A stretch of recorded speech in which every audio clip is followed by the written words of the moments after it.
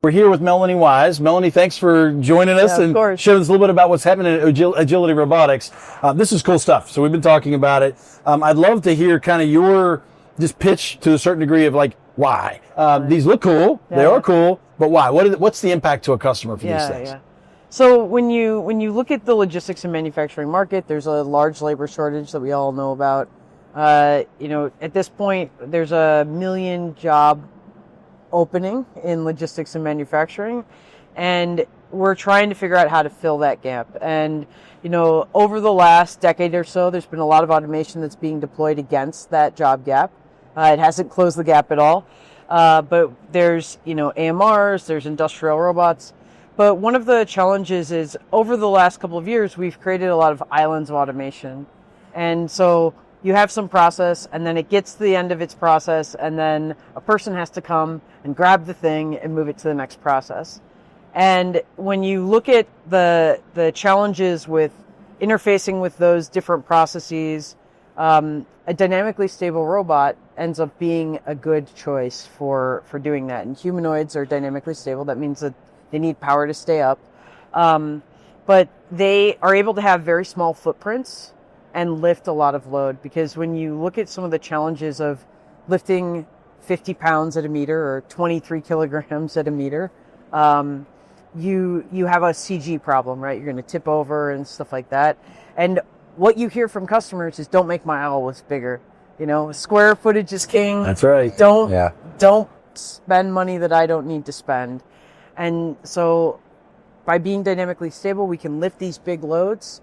We can stay really compact, and we can help connect, an ASRS, a sortation system, an AMR to the next process in line by unloading those devices or those systems and putting it into a flow rack, putting it onto conveyor, put it on static shelving. It just depends on whatever the process is next, but that's what we're focused on. Yeah, it's amazing. So, and obviously in all things, there's a trajectory, there's maturation and all that goes in, but right now and in the foreseeable future, who are your target? Who's your perfect customer for this kind of thing? Yeah, so our product beachhead, let's call it, is everything to do with containerized loads, rigid containers. So that's all forms of totes. And I know it sounds really boring, but most of these manufacturing and logistics facilities, a lot of them do operate on totes. And we found that we can hit really good uptime, high reliability, and connect to a lot of processes that use these totes. And we've been focused on making generalized skills or capability for Digit, our humanoid robot, so we can palletize, depalletize totes, stack, destack totes, load, unload from conveyor, load, unload from AMR. And so we're really focused on making this kind of one robot, many workflows, many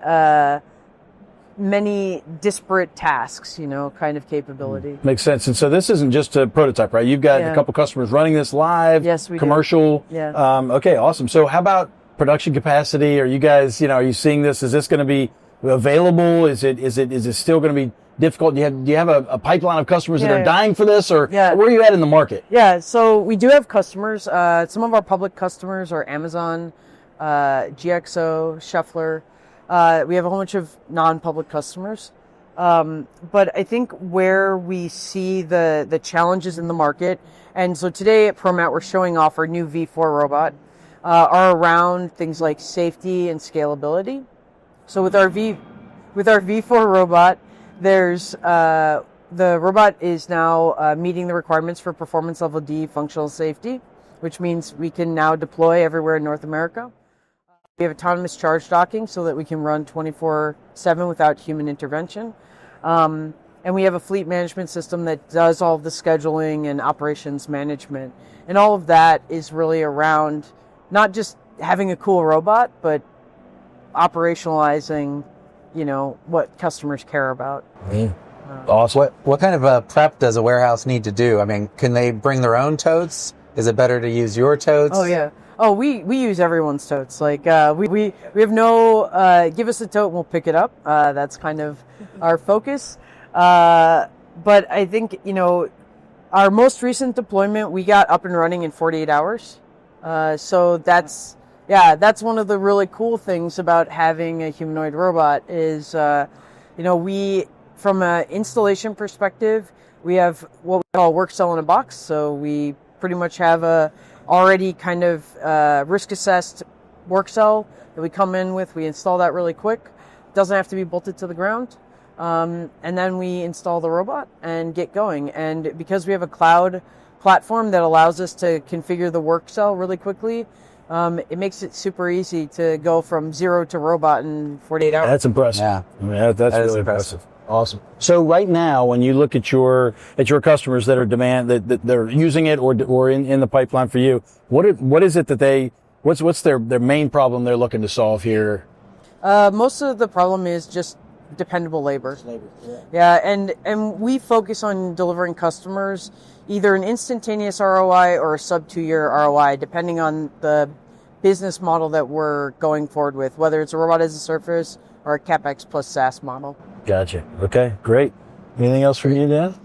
No, I mean, I noticed that there's QR codes around. I guess this is the setup. You're not embedding anything in the floor. There's no wires. It's just kind of set up and go. And we're working on reducing the number of April tags or QR codes in the environment, but it doesn't, like you saw, they're pretty much just stuck on with some tape. So it's not that hard to take or move around either.